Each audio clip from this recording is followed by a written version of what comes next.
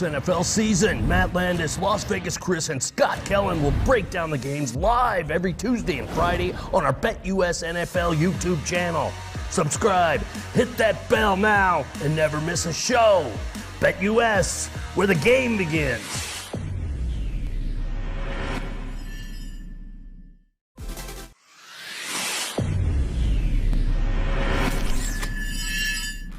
Hello, football fans. Last week had us on the edge of our seats with two overtime victories. Steelers versus Seahawks and the Cowboys versus Patriots. The Steelers beat the Seahawks in overtime on Sunday Night Football. TJ Watt forced a fumble by Seattle to set up a game-winning field goal. Dak Prescott threw a 35-yard touchdown pass to CeeDee Lamb that gave the Cowboys a win over the Patriots they hadn't seen since 1996. And in a game featuring teams with 4-1 records, the Baltimore Ravens crushed the Los Angeles Chargers. Although the much-anticipated clash between the two talented quarterbacks didn't live up to expectations, Baltimore won with total team efforts. But enough about last week, and let's take a look at the current NFL odds and lines as Week 7 of the 2021 NFL season approaches. A mix of mismatches based on current NFL standings and the second round of bye weeks for this season has made this a very interesting week for anyone attempting to predict how the NFL's Week 7 will play. But this is what our NFL guys are here for, to hook you up with the best football content as the regular season action continues. So stick around because our NFL show is about to start.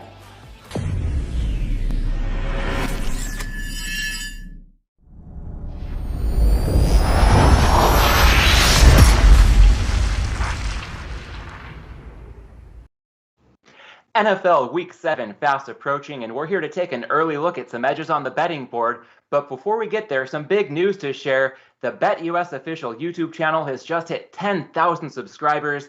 Thank you so much to everybody in our audience who's been a part of this community. Go ahead and subscribe to the channel if you haven't already for some good content that we're going to keep coming your way. And throughout the course of this show, of course, if you're with us live on YouTube, feel free to jump in that chat, ask us any questions you have, and let us know what you think as we take our initial look at the Week 7 board. Because, guys, it's our shortest board of the season so far. 6 teams on bye. That leaves us with just 13 games to work with.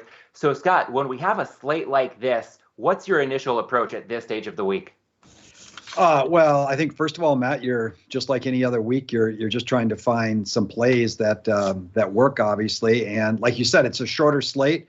So maybe there aren't as many plays as the week goes on if the card is a little bit shorter in terms of plays that I'm actually playing. I'll just try to see if there's anything else out there, maybe in player prop bets.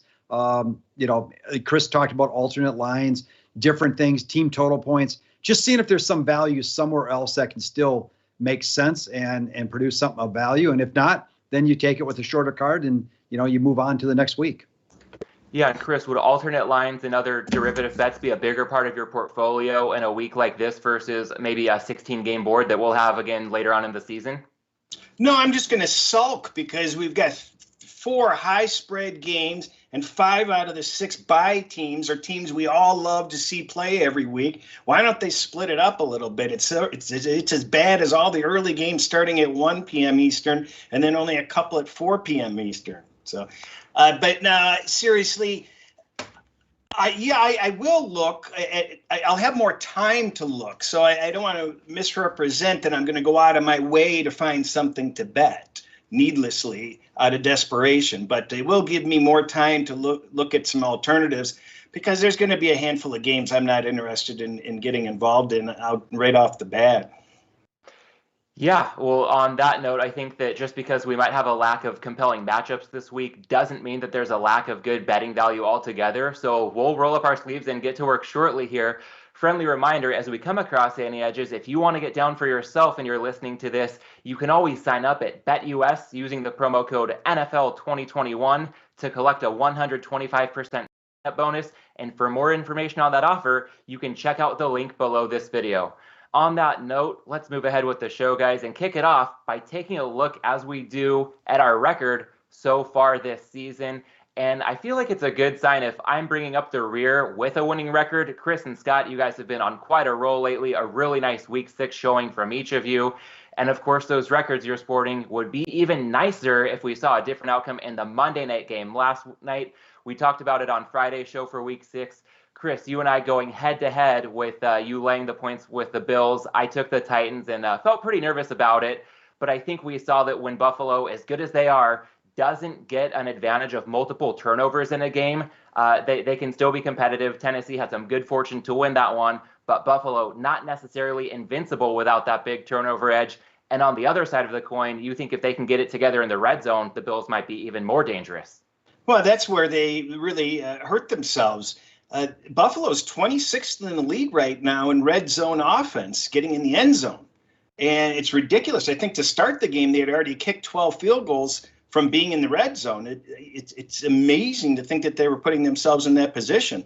And when you do that on 2 consecutive drives, boy, you start to give that home team that you've been running over some confidence to build off of. And, you let them break a run and it changes the whole complexion of the game. But, we did have Buffalo up by 7 somewhat late in the game, and we knew the game was going to go either way at that point. So it pretty much mapped out as much as what I expected it to be. I think Tennessee really came to play. I think we can all agree that they really stepped it up an extra notch. But I don't think they showed up at the start of the game like that. I think their confidence built as Buffalo allowed it to build.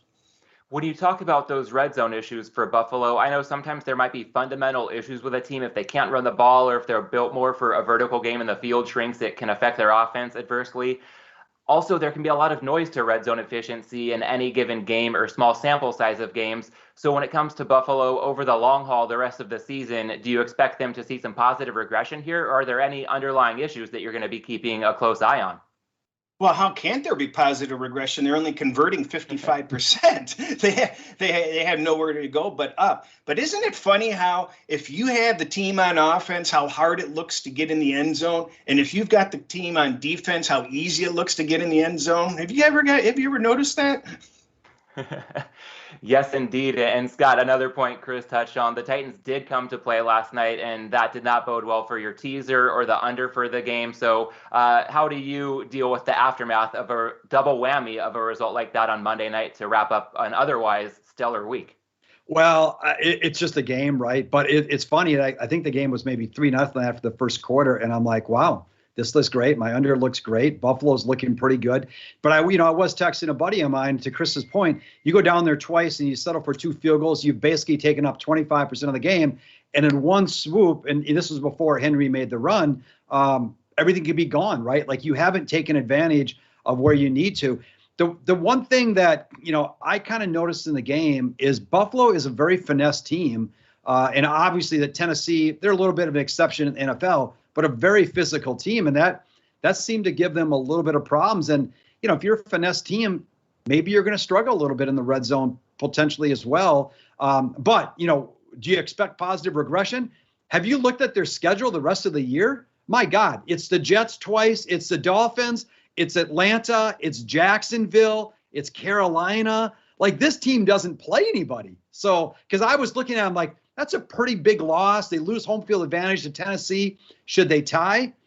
They ain't tying because they ain't playing anybody, and they're still obviously a very good team. So, a lot of these easy opponents on the schedule should be fairly easy for them to take care of. Yeah, and I think that the Bills, I'll agree, even though I was on the Titans last night, I said in the breakdown, Buffalo still on the inside track for that number 1 seed.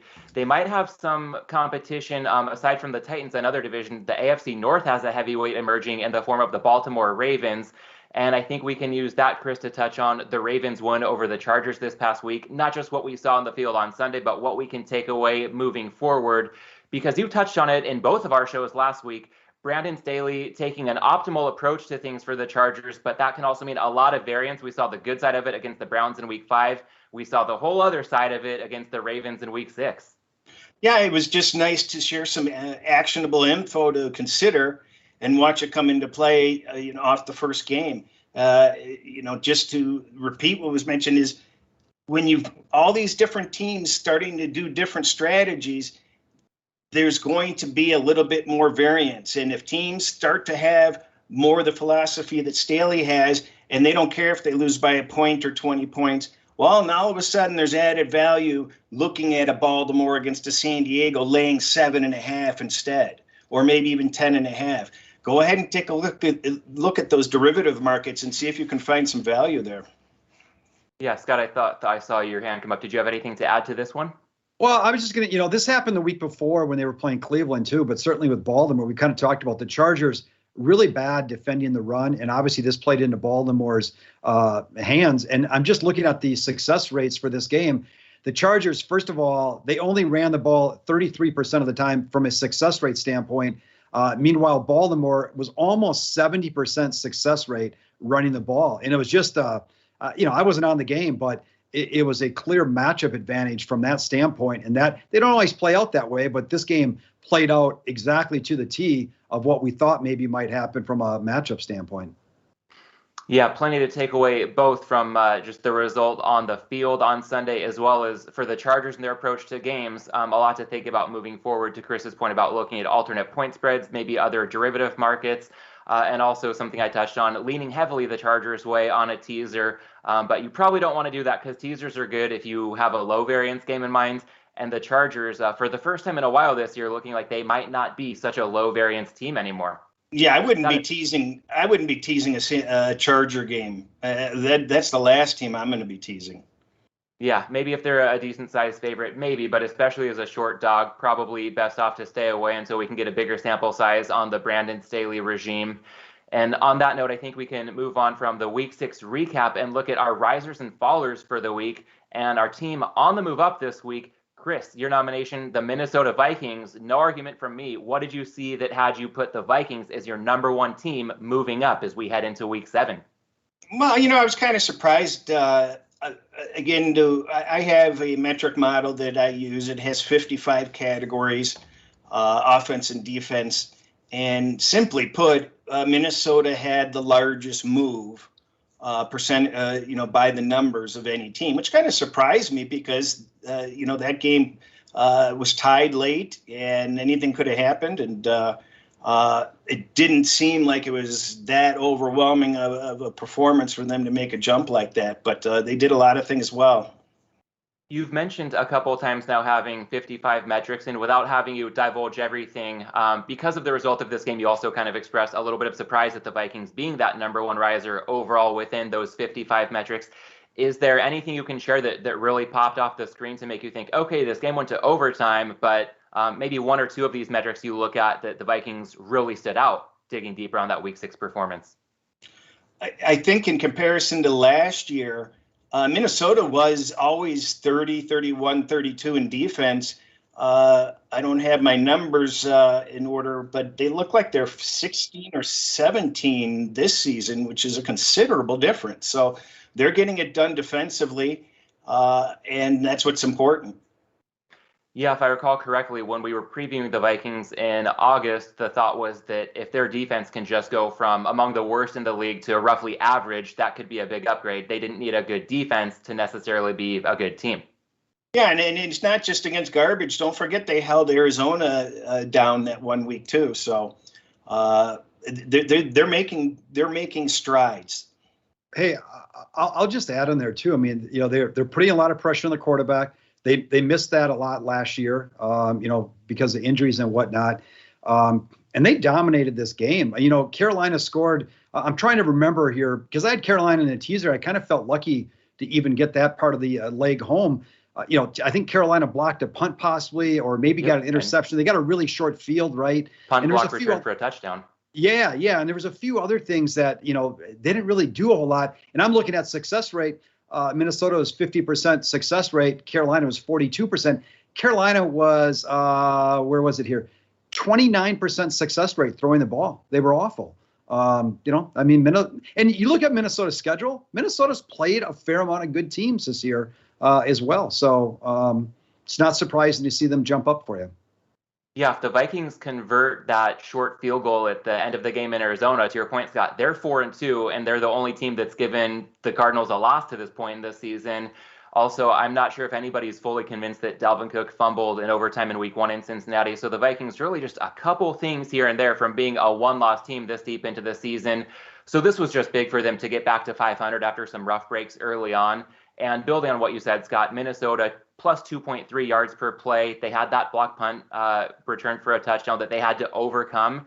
I mean, they were up by 8. The Panthers sitting on their own 4, 4th and 10, less than 2 minutes left. I think that game state is much more indicative of the Vikings' performance than the fact that this one ended up going to overtime. Right. Agree. All right, so we've got the Vikings on the rise here, and on the other side of the spectrum, a team that we already haven't been too high on, but still on the way down even further, perhaps, the Washington football team. And Scott, this was your number 1 pick for the faller of the week. Yeah, I look at yards per play, and then I look at it, how many yards per play do they average versus their opponents in terms of that they played, what are they giving up, and the same thing on defense, and trying to come up for a net. Washington was basically an even team from a yards per play standpoint going into this week, offense and defense, again, relative to their competition. They dropped a half a yard, so they're now negative 0.5 yard per play. And let's face it, they scored 13 points against the Kansas City defense, who going into that game was allowing 33 points. They averaged 4.8 yards a play, again, against a defense that was giving up 7.1 yards a play. And again, that drop, half-yard drop in yards per play, that was the biggest drop for me for a team this week. I mean, they just do not look like a good team, and they have been blown out against the better teams that they have faced.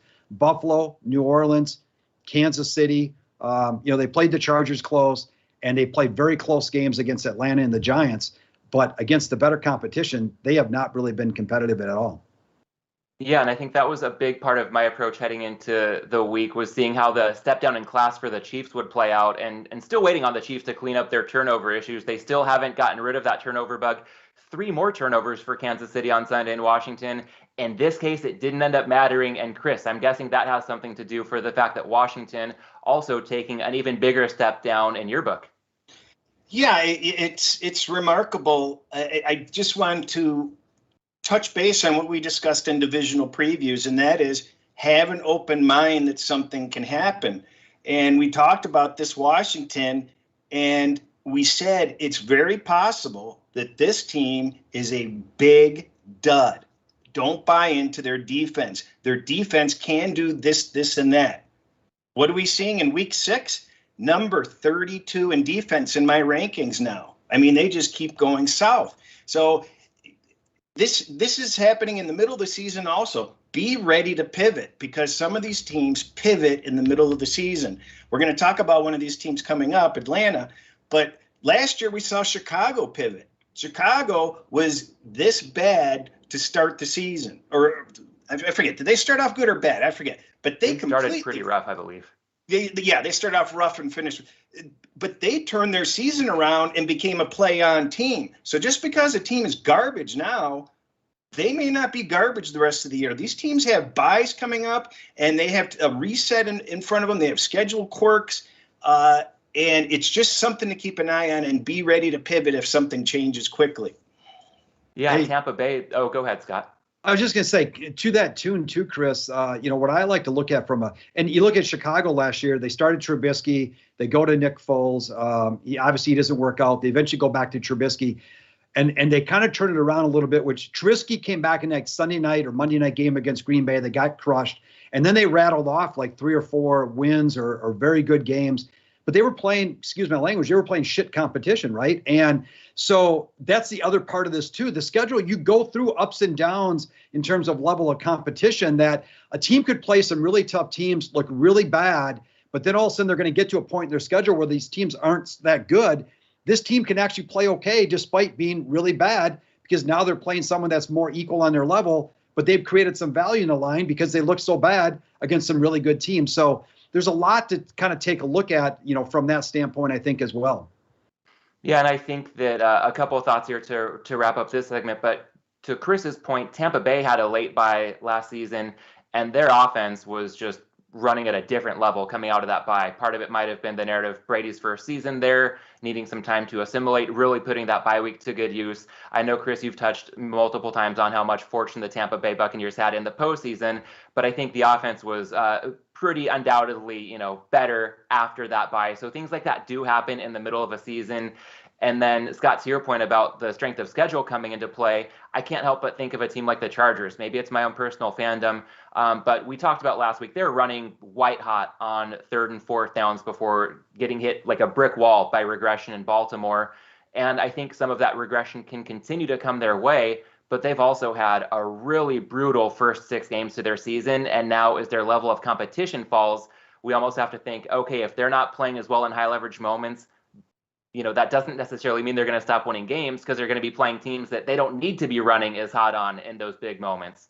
So a lot of good food for thought over, the rest of the season based on those points that you two made. And I think that can bring us to week 7. And before we pull up a full screen graphic with the board, Chris, there's one point you have using a big game from last Sunday as an example of the importance of this segment, talking about the value of getting good numbers when we're anticipating line movement as it pertains to the Cowboys game in New England.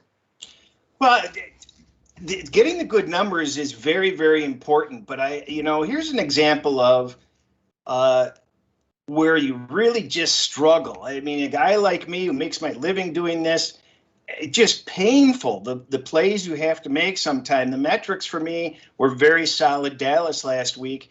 And yeah, I had some chances to get -3, -120, but I thought it was going to get better. It went back the other way. So I'm looking at a 3.5 on game day, and it's like, well, what am I supposed to do? And the reason I bring this up is you just cannot be buying points and spending too much money to get to the key numbers. It costs too much. Nobody's going to sell you a number for the value. They're going to charge you much more than the value. So I had to suck it up and painfully bet -3.5. And it was painful. But I'm going to tell you something. Even when that game looked like it was going to land on the 3 and I was going to lose, I knew I made the right call, because I can't be pissing away games, laying 135 juice or 130 juice. And if I would have lost that one, oh well. Just a lesson for the viewers. You just have to do what's mathematically prudent when you're placing your wagers. You can't be pissing, 30 cents away extra on buying points.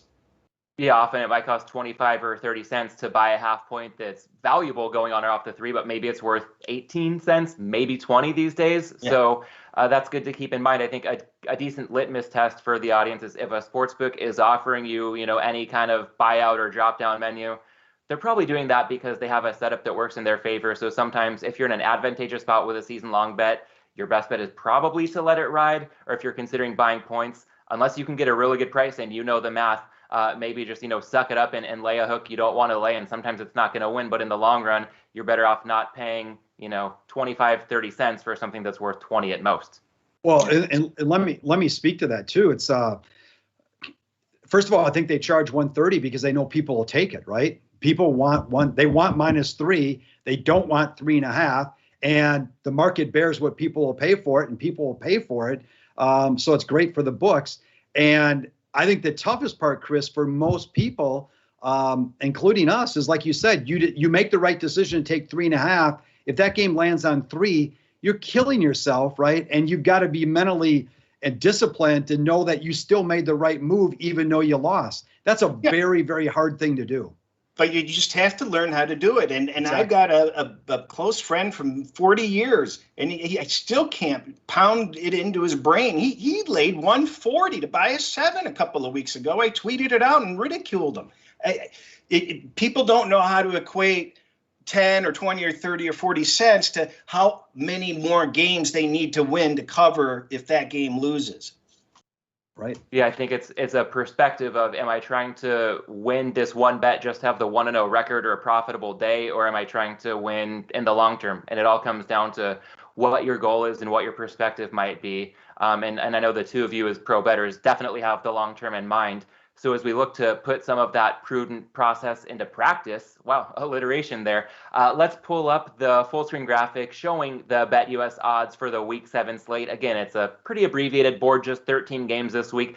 But Chris, let's get into it with your fearless forecast of expected line movement in these. Yeah, it's important that you know where a line is probably going to go, or even if you know where it's not going to go. If you're thinking about teasing games, it gives you an extra a little advantage sometimes, or you have to make an action faster than normal. So we'll run down these as quickly as possible just to give my best look at these. The Cleveland game on Thursday is just an injury-ridden mess, and it's very unpredictable. It's going to sit on 3 here until more information comes out. Baltimore may blip down to 5.5. I just can't see it getting any lower than that, and in fact, I think it bounces back up and could see 7 again. But I think it's sitting at 6.5. Carolina minus the 3, I think, is pretty much the ceiling, but you might see 2.5 or lower. Green Bay, the 10 seems to be the ceiling there. Kansas City, the ceiling's going to be 6 there, and 4 is the bottom. Where it goes, I'm not so sure, but that seems to be the range. Atlanta is probably going to hit 3, but that should be the ceiling there. Tennessee or New England's at 7, and I thought it would rest there, but I'm starting to wonder if we might just see some soft 7.5s. New England getting a lot of support. I don't think we're going to see that line go back down. The Rams 17 is probably doubtful. I don't think it's going to go any higher. I think 14 is more likely. I don't think Las Vegas is going to go down. Tampa Bay might see a 14. I'm not predicting it, but I think that's the way it's going to go if my guess is correct. Believe it or not, the metrics say the Arizona line is still short at 18.5 or whatever it is now. It belongs even higher technically. I don't think it'll go back down. San Francisco, I think a 3 is doubtful and a 4 might be probable. Garoppolo looks like he's going to play, so that should be more San Francisco support. And the Saints seeing a 6 on Monday night for another Monday night road favorite. A 6 seems more likely than it going down to 4 at this point. Scott, how do you see another week of some pretty big injury news affecting some of the line movement that Chris just touched on? Oh, man, there's injuries all over the place here, Matt. I'm just looking at Indianapolis Colts. T.Y. Hilton comes back last week, has a pretty good week, actually, but gets hurt and leaves. He may miss this game. Wide receiver Paris Campbell for the Colts is out. He'll probably miss this game as well, so that they're losing a little bit from a cluster standpoint there, and it's too bad right after they got someone back. Kadarius Toney, wide receiver for the Giants, went out of that game. And, he's looked pretty good, but he struggled to stay healthy. But you kind of have to just monitor it. Sterling Shepard played last week. We don't know where Darius Slayton is. Obviously, Barkley's still out. Now I just see they placed left tackle Andrew Thomas on injured reserve. So just offensively, there's a whole bunch of guys hurt there. Let's just mention the Cleveland Browns as a team. They missed both their tackles, left and right tackle last week. Now both running backs, Chubb and Hunt, are likely to miss this game as well. Hunt probably out for a while. They lost their linebacker. I'm going to butcher this name, but Jeremiah Owusu-Koramoah. And we know Mayfield's hurt. It's not his throwing shoulder, but still there's the problems there as well. So that team is just a mess in general and bears watching. And Teddy Bridgewater, I'm seeing here, he looks like he's going to start despite the foot injury. So he's a little banged up. And just looking at some other things here. Lane Johnson looks like he's coming back, the right tackle for Philadelphia. So that's a good sign, actually. Probably a week ahead of ourselves here, but Dak Prescott and left tackle Tyron Smith bear watching for when the Cowboys come back next week. Packers, they lose their center Josh Myers, who missed a game a few weeks ago. Darrell Savage, their safety, gets banged up. Jalen Smith, the linebacker they just brought over from Dallas, he left that game. That bears watching. Julio Jones last night gets hurt with a hamstring injury. So right when he comes back and is back with A.J. Brown, got to watch that now. And then on a more positive note here, I'm just looking, the Saints designate Quan Alexander to linebacker, Marcus Davenport, defensive lineman, and Traquan Smith, receiver, for return from IR. So we'll see how quickly they come back. But the Saints, it's almost like an in-game or in-season trade for them, getting additional pieces back. And we know Michael Thomas probably still a few weeks away at wide receiver, but he's probably coming back fairly soon as well. So Saints could be getting very healthy here relatively soon as well. Yeah, a ton of injuries to keep an eye on over the next few days. But Chris, we have one game where you're not going to hurry up and wait. You've got a play to break down for us here, and that relates to the Falcons traveling to Miami to take on the Dolphins. What's your side in that one? Well, we had such high aspirations for Miami when the season came in, but we all knew in the back of our head that the wheels could come off of that bright and shiny bus, and they have. As I stated the two previous weeks, I've had Miami, the number 32 team, and there they sit there again after last week. Tua came back and he looked pretty good, but who's he got to play with? The receivers are out. He doesn't have the support system to work with these people. And look on the other side of the coin here. Atlanta was kind of left for dead after that humiliating start that they had. And quietly, they're 2-3. And there's only one team, the Rams, that are basically not within one game of, them and wild card. So if they're able to come back from a bye, which is a big reset, this is crucial for first-year head coaches. It allows them to get a reset. And they already had 2 wins. They had won 2 out of their last 3 games. They're getting Ridley back. They were banged up. They're getting healthier. And they've got games under their belt. Believe it or not, Atlanta offensively, one of the problems they had last year, I think Scott mentioned it, they couldn't get the ball in the end zone. Well, this year they're 8th in red zone offense. So they've already corrected that. And we know that they weren't good in the red zone offense in the first couple of games. Whereas Miami's way down at 57%, near the bottom of the league. How's Miami going to score? I don't know. Anyway, I'm going with Atlanta. This line might hit 3, so that's why I pulled the trigger earlier. And 2.5, I think it could come back down a little bit, but I think it's more likely to hit 3, so that's why I took my position this early in the week. I really like your angle there on the second season for Atlanta, but one point I want to follow up on would also relate to the red zone. We talked about that a bit with the Bills-Titans game last night, how this might be a little bit more of a regression stat, but you said that the Falcons have fixed things in the red zone, noting they're now top 10 in the league in red zone efficiency, and Miami's struggling. Oftentimes, I've heard a lot of people talk about the fact that if you see one team coming in at almost 70% scoring touchdowns in the red zone, the other team closer to 50%, you'd kind of expect them to meet in the middle. But in this case, it sounds like instead of regression, are you seeing something that tells you the Falcons really might be this good and there's something fundamentally that could keep the Dolphins from catching up with the rest of the pack? I don't want to misspeak. I'm not saying the Atlanta is a team that's in contention. I just getting back to the point that I said earlier about being open-minded to being able to pivot on teams. This team was garbage a couple of weeks ago. This team may not be garbage. We had aspirations as a plausibility in divisional previews, and right now they're back where they need to be. Hey, they could still make a run. So this is more a play against Miami. It's a combination of both, because I actually think Miami is going to regress better. Quite frankly, they are not that bad of a team.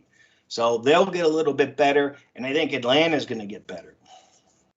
Yeah, as far as my outlook on this one, I'll say really briefly, then toss it over to Scott. I am eyeing Miami as a possible teaser leg if this sticks on 2.5, but I'm not eager, like most bettors, probably not eager to get behind Miami in its current form. So if this even leans to 3, let alone touching it, then it's a pass for me. But Miami, a possible teaser leg at this stage of the week. Gonna hurry up and wait, to borrow your phrase, Chris. Scott, what's your outlook for this one?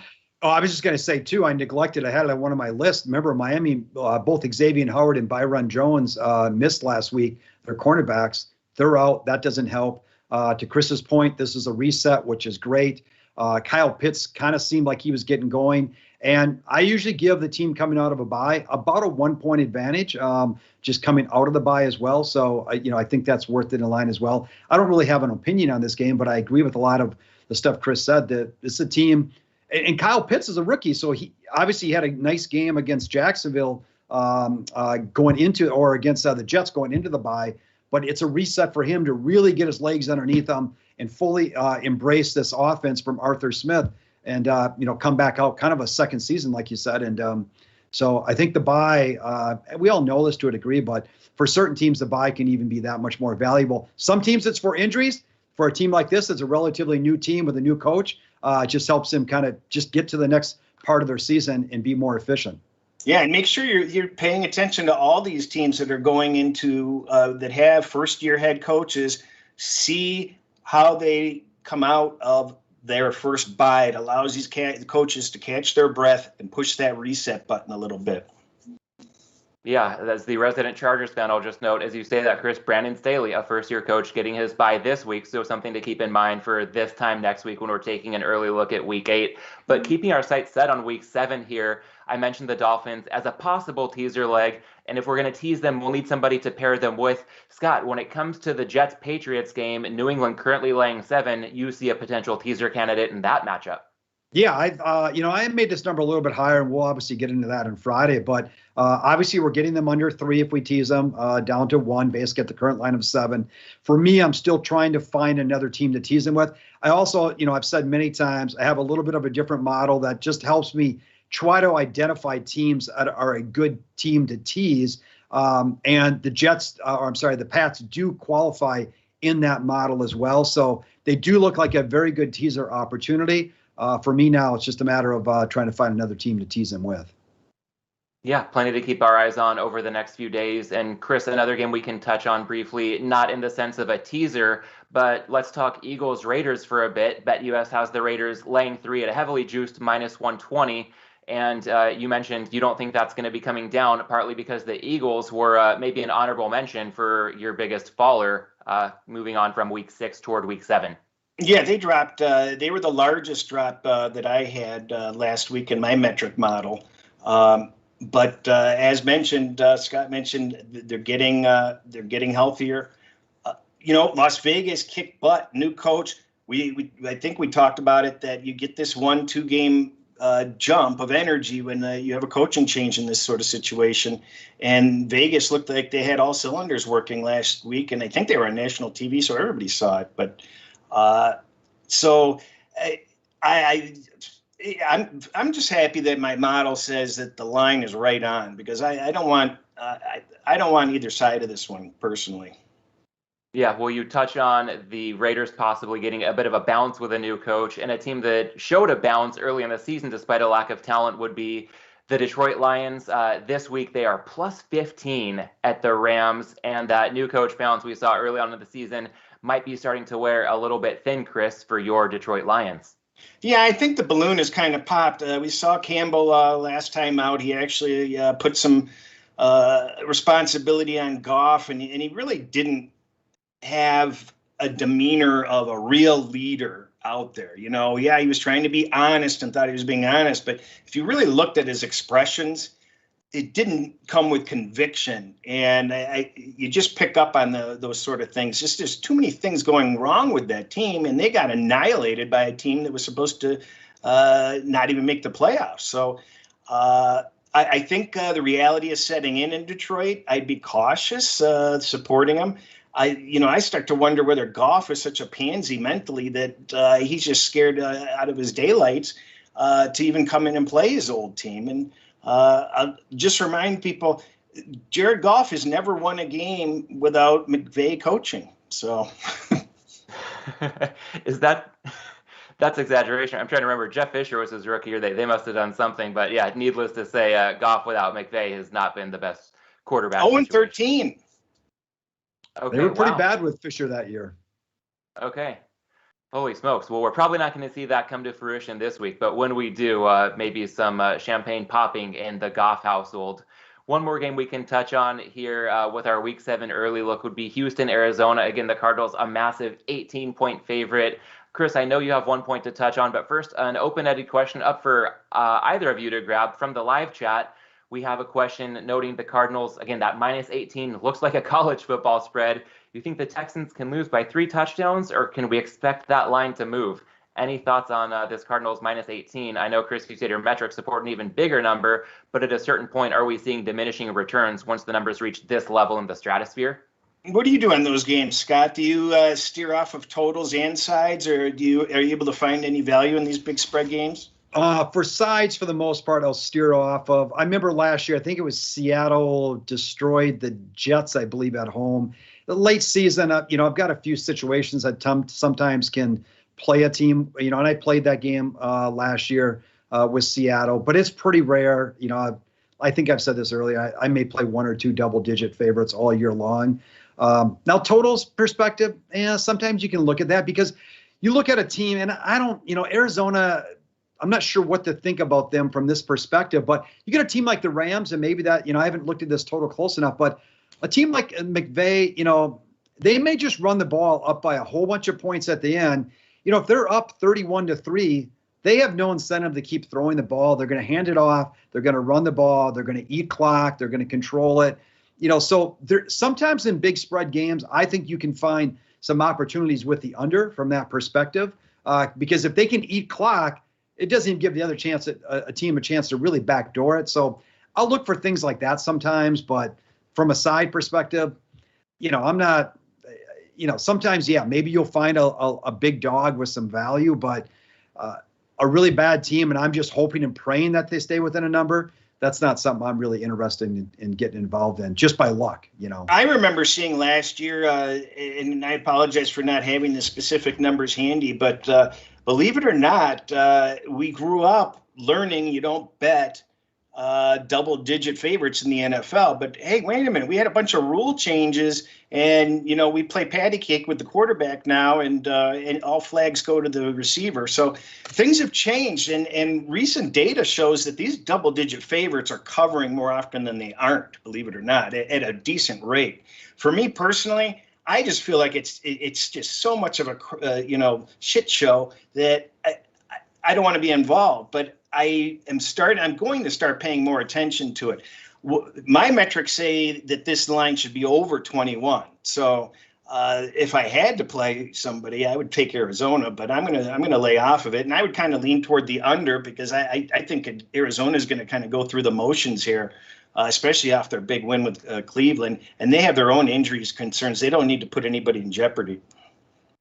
Yeah, well, speaking of injury concerns, Chris, one more game to get to before we wrap things up, and that would be the Thursday night showdown between the Broncos and the Browns in Cleveland. BetUS has the Browns currently a 3.5-point favorite at even money, total at 42.5. We've seen some steam to both Denver and the under. My big question here is who's going to be playing in this game between Baker Mayfield, the offensive line, and the running backs for the Browns, also the linebackers for Denver. So, Scott, you're kind of our injury expert here, and I'm wondering, with all this injury concern on both sides, do you see much of a floor for the spread or the total on Thursday night?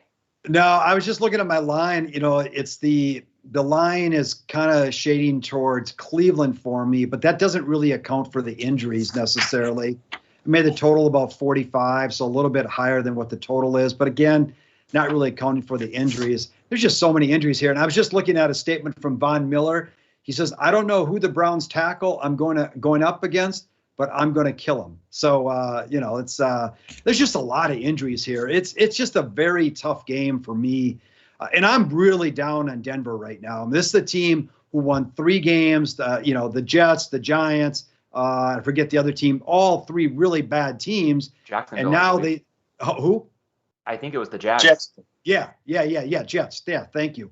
And then they started moving into tougher competition territory.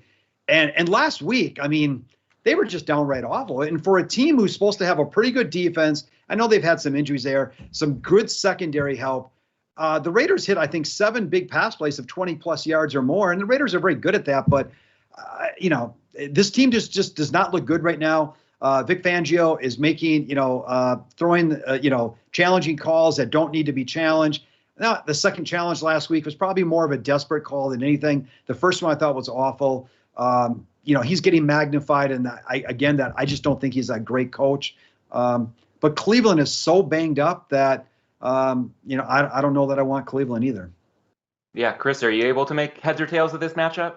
Yeah, this is the easiest decision you'll ever get. Pass? The new season of Billions started, apparently, and Secession started. So catch up on those. You know what? Just because the game's on TV, you don't have to bet it. Anybody that says they've got the edge here, they're lying. You don't know what the hell's going to happen here and what the dynamics of the players that are involved and how they're going to work. This is a coin flip. Trust me. Yeah, well, I again, like last Thursday, I'm not sure if the production team even bothered to make the usual Thursday Night Picks graphic because it's a unanimous pass for all three of us. But that doesn't mean we don't have one official bet to lock in now as far as the show is concerned. Chris on the Atlanta Falcons, laying 2.5, traveling to Miami before we possibly see that line settle in at 3 when we come back to you on Friday. That's all we've got right now with our early look at the Week 7 slate. Thanks for joining us. And again, if you're with us on YouTube, thanks to everybody who's part of the community with 10,000 subscribers now with the BetUS official channel. So go ahead and subscribe if you haven't already. Go ahead and give this video a quick thumbs up while you're at it. And don't forget, if you want to follow Chris's play on the Falcons or get down on any other games in Week 7, you can always sign up at BetUS using the promo code NFL2021 for your 125% sign-up bonus. And that'll do it for us for now. We're back with you to break down the full weekend board live on Friday at a new time, 1 p.m. Eastern, 10 a.m. Pacific. Chris, that's 1 extra hour to sleep in for us this week out here on the West Coast, or near the West Coast for you guys in Vegas. So thanks again to everybody for joining us. We'll see you again on Friday at 1 p.m. Eastern, at 10 a.m. Pacific, right back here at BetUS, where the game begins.